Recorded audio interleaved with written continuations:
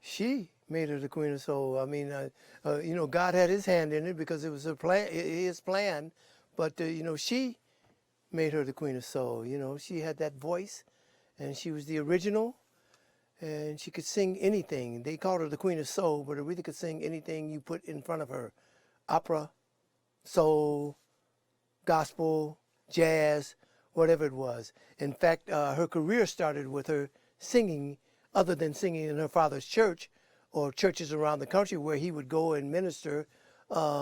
She started singing jazz for Columbia Records, and her first 2 or 3 albums were all jazz, and she sang out of it, So she was just a great, great singer.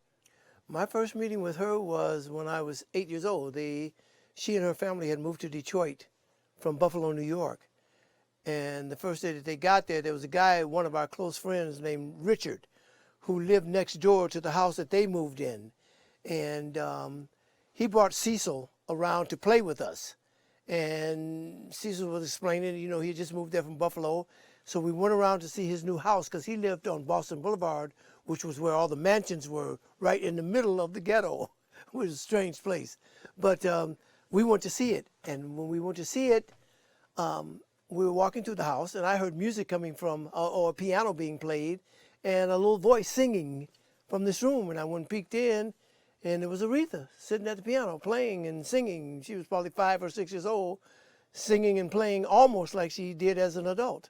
Because when Aretha was with Columbia Records, she had recorded Try a Little Tenderness, which is a standard tune, one of the great American songbook songs.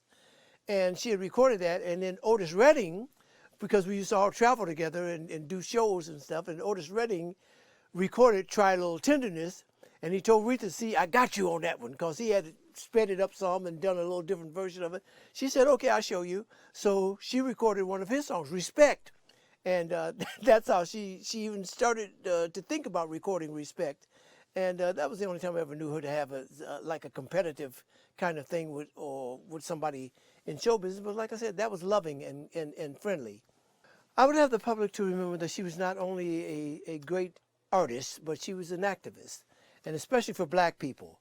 When all the civil rights movements things were going on, she was right in there, hanging there. We all were.